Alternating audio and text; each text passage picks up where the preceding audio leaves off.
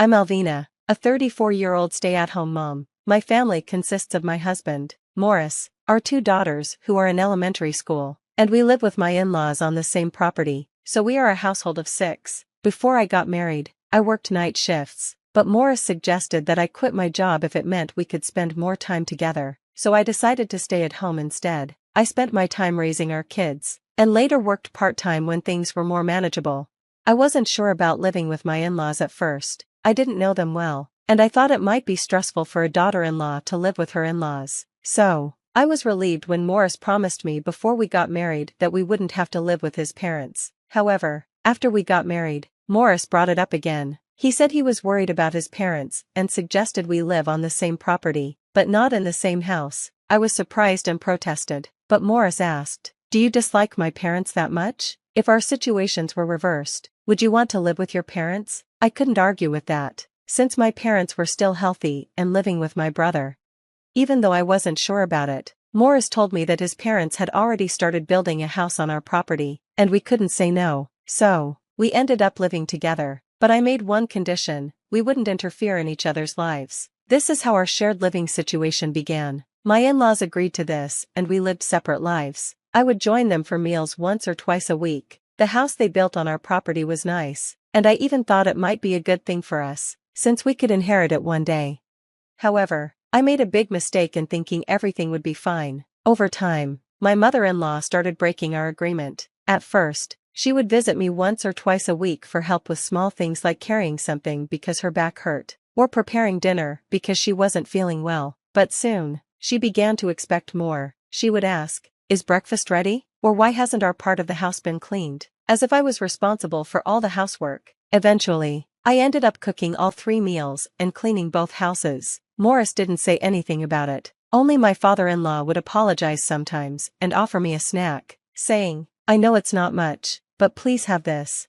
My mother-in-law didn't just interfere with housework. She also started to have strong opinions about how we raised our children. She would say things like, "Your girls should be taking these lessons," or "Why don't your daughters help with housework? What did you have 2 girls for?" Every time she said these things, my father-in-law would defend me, reminding her that we had agreed not to interfere in each other's lives. She would apologize, saying she felt weak and unwell, but after a while, the complaints would start again.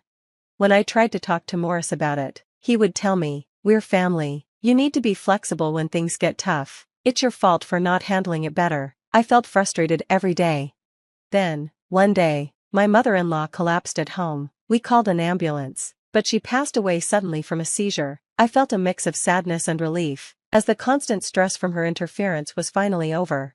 Even though she had broken the agreement, my father-in-law had always been kind to me. I tried to take care of him, and he often thanked me, saying he was sorry for not sticking to the agreement and that he couldn't handle housework on his own. My daughters loved their gentle grandfather, and we had some peaceful days together. But a few months later, father-in-law collapsed too. He survived, but became bedridden and needed constant care. When we discussed his care, he said he didn't want to be a burden and mentioned going to a nursing home. But Morris stepped in and said, "Families should care for each other. Nursing homes are for when it's absolutely necessary. Alvina said she's okay with taking care of you." This completely surprised me. I did love my father-in-law and wanted to help him, but caring for him full-time at home was a big challenge. I had young kids to take care of and, clearly, Morris wouldn't help. I didn't want to say I couldn't do it in front of him, so I agreed. Caring for him turned out to be very hard. I had to help him with meals, bathroom visits, and bathing. He was a strong elderly man, and it was awkward sometimes because we were of the opposite sex. Each day, I had to prepare breakfast, help the kids with school, do housework, care for the kids after school, and then prepare dinner, all while caring for father-in-law. Every night, I would feel overwhelmed. Every day, I somehow managed to get through it all, but by the end of the day, I was completely exhausted and would collapse into bed. Morris, instead of helping with his father's care, started spending even less time at home. He claimed he had work, often saying he was working overnight, and would only come home 2 or 3 times a week. Because I never knew when he'd come back, I struggled to prepare dinner on time. When I was too tired to cook anything elaborate, I would make something simple, but Morris would get angry. He'd complain, "I'm working so hard, and this is all I get?" When I asked for help with housework or caring for his father, he would respond, "You're a full-time homemaker. Caring for my father is your job.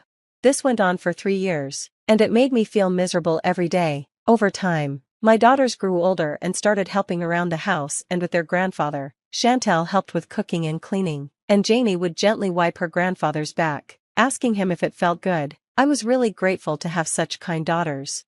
One day, Morris left his phone at home when he went to work. Despite knowing better, I couldn't resist the temptation to look through it. His password was his birthday, so I could easily unlock it. What I found shocked me. It turned out that Morris had been having an affair since I started taking care of his father, and they even had a child together.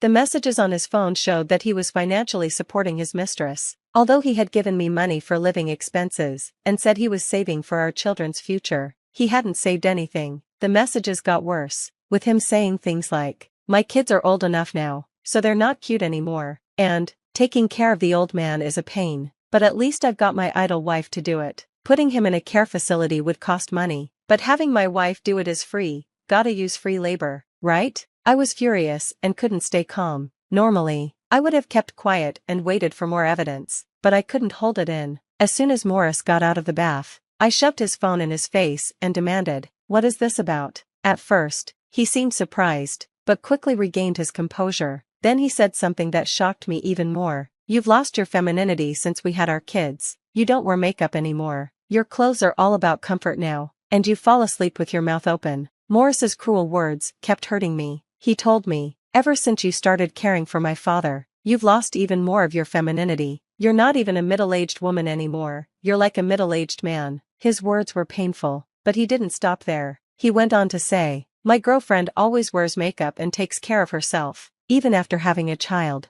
I don't plan on divorcing you, but my love is for her and our child. Once my father is gone and the kids are adults, I plan to kick you out and live with her."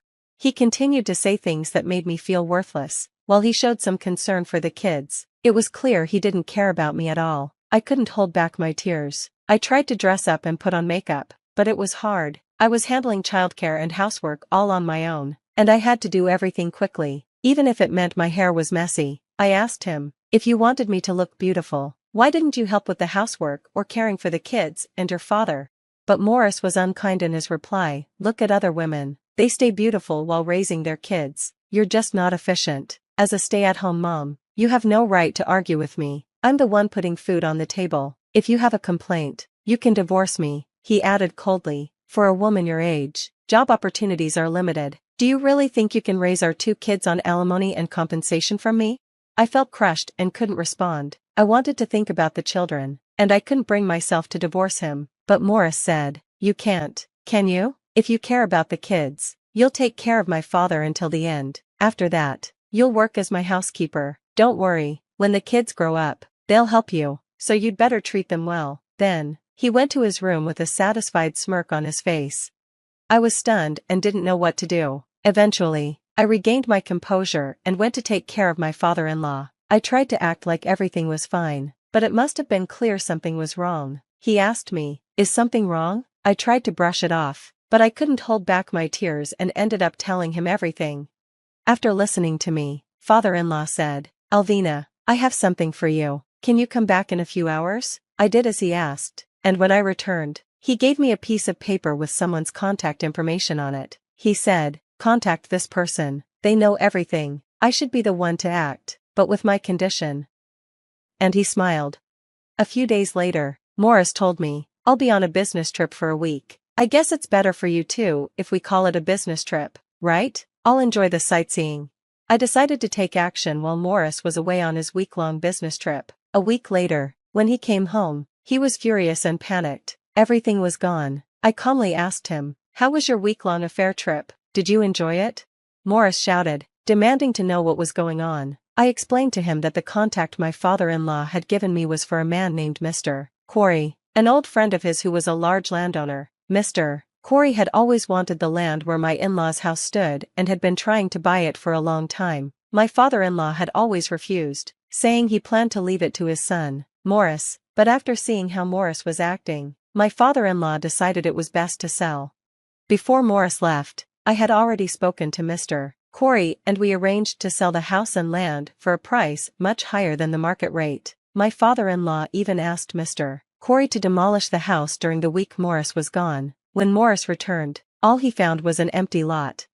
We planned to build a new house using the money from the land sale. When Morris heard this, he tried to convince me to rely on him, saying, "You're jobless, right? Even if your father builds a house, you can't expect to live comfortably without my income." But I told him, "Don't worry about me. I got a job offer from a company run by an acquaintance." Then I turned the tables and asked, "Morris, shouldn't you be worrying about yourself instead?" When he asked what I meant, I explained that his job was only secure because his father was friends with the company president. But now that my father-in-law had cut ties with him, I told him, "The president said you could be fired because of your poor work and your affair."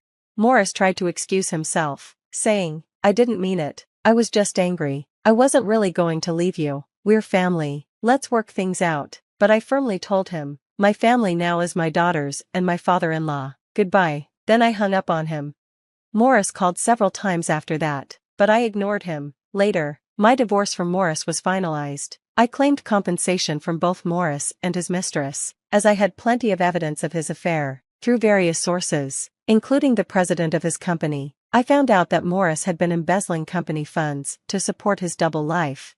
Morris not only lost his job but was also being sued for damages. He tried to move in with his mistress, but she dumped him when she realized he had no money left. Now, Morris is struggling to find a new job while working multiple part-time jobs to pay off his debts and child support.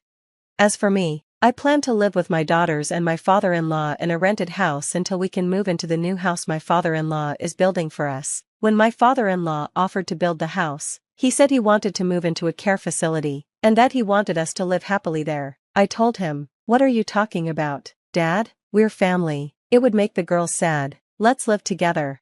My daughters also took his hand and said, "We want to live with Grandpa." My father-in-law, with tears in his eyes, thanked us. Although it's tough to work and take care of him, my daughters help out. So, we are now living together as a family of 4 with the help of home assistance and day services. We're looking forward to moving into our new home as a family.